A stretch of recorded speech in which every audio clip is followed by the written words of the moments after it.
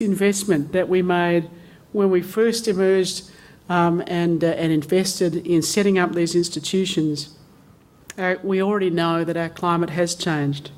So measuring and understanding our changing climate is not just something that's important to the nation, it is also making a global contribution.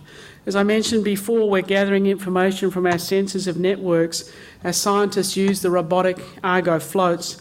These floats drift along with the currents and then they sink down 2 kilometres. And then every 10 days they pop up to the surface and transmit the information that they have.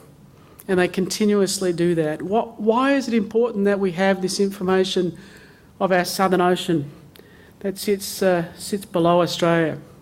The Southern Ocean is it has the deepest and largest ocean currents in the world, and its role in storing and moving heat in its currents will affect how our globe responds to warming. You may not know that when humans produce carbon dioxide, our Earth absorbs around a quarter of it, and our oceans around the world absorb another quarter. The Southern Ocean takes up a third of that. It is an enormous contributor to absorbing the heat and CO2 and how we will be affected by global warming. We simply must, not just for our own nation, but for the information of the world, understand what's happening in this ocean. If you think of it this way, if we were to pay $10 a tonne to reduce a tonne of CO2, then the Southern Ocean is providing an annual service of around $5 billion. We're also vulnerable in our coastal regions. We're vulnerable to storm surges and sea level rises.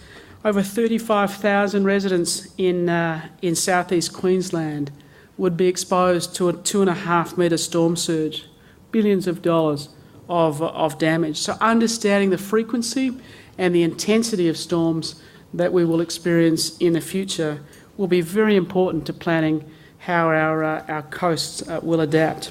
So I've talked of climate change and I've talked of our coasts, but what of our water? It was mentioned in our national anthem, in the poems that we love, our Indigenous heritage, rich, of course, with the survival of knowing where our water resources were in this nation.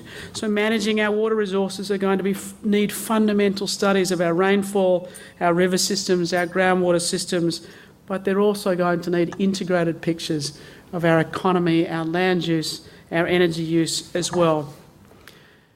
I often think of how far we have to go to manage our water resources, and then when I travel overseas and speak to our colleagues who are managing water resources in other countries, I realise we've actually come quite a way compared to other countries. We have an emerging water market and it will need to be informed by science as we move forward. Water is already traded in this country in every state. We still have incomplete information on the trading and price information, but in 07 and 08 we had transactions worth about 1.68 billion, and the following year 3.6 billion. Now, in anyone's language, 100% growth of any market is something to take notice of. Valuing water has increased our efficiency. In Australia, over the period where water rights were introduced, we've seen a 50% decrease in water usage per hectare. And this increase in efficiency far exceeds what we've seen in other arid countries such as Spain and Mexico and the US.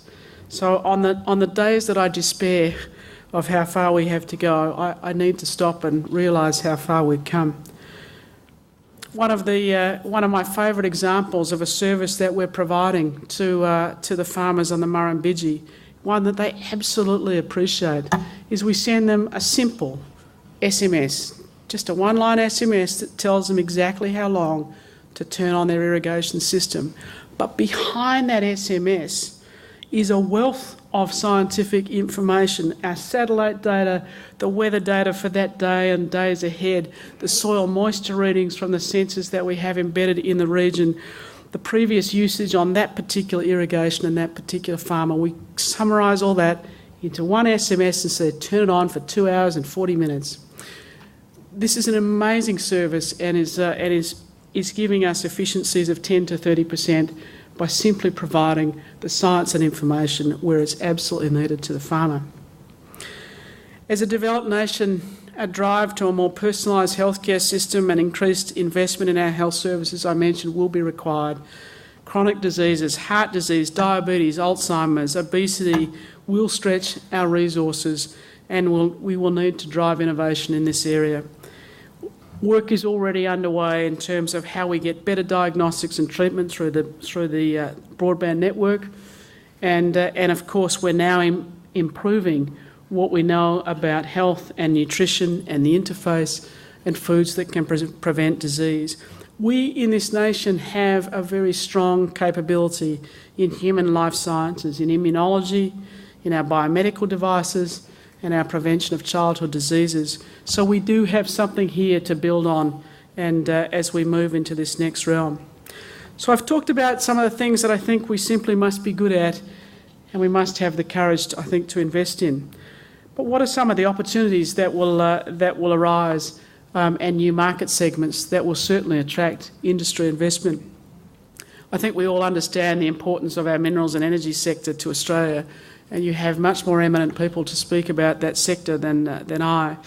But Australia now has 75 advanced minerals and energy projects planned, the capital investment of $109 billion.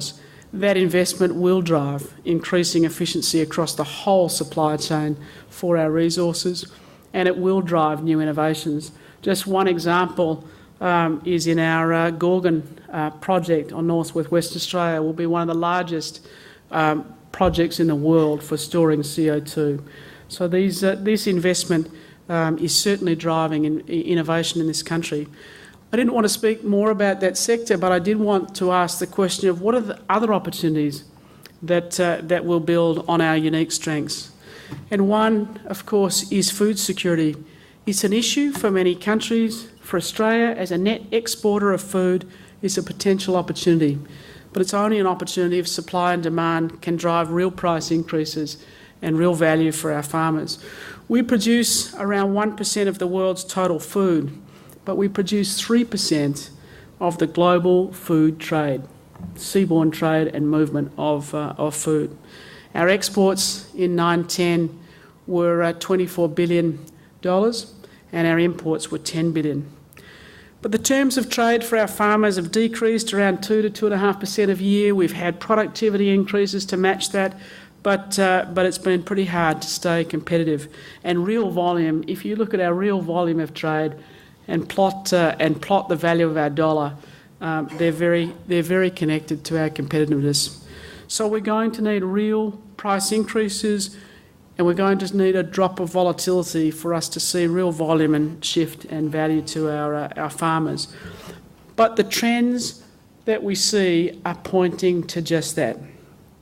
Population pressures, coastal urban growth of major cities in Asia, supply constraints that we're seeing are likely to drive a fundamental shift in the seaborne trade of commodities, so as I said, of carbohydrate, protein and fat. We've started to see some hallmarks of that: 60% increase in the wheat price, 12 to 15% in the meat price in response to supply issues from Russia, in response to some regulation changes in Indonesia, and we're starting to see these shifts in supply and demand. Still a long way to go because we haven't removed the volatility yet from the system. But what will underpin our ability to export and improve our exports, increase our exports in food, will be our plant and animal genetics and our fertility science. That's what's been critical in the past, and it will certainly again be required. Australia leads the world in the understanding of the genome, the genes that make up wheat. I saw the UK government and the chief scientist of the United Kingdom come out and say that the United Kingdom should lead the world in the understanding of the wheat genome. I actually think we should, and we do, and we need to maintain that. It's an enormous work.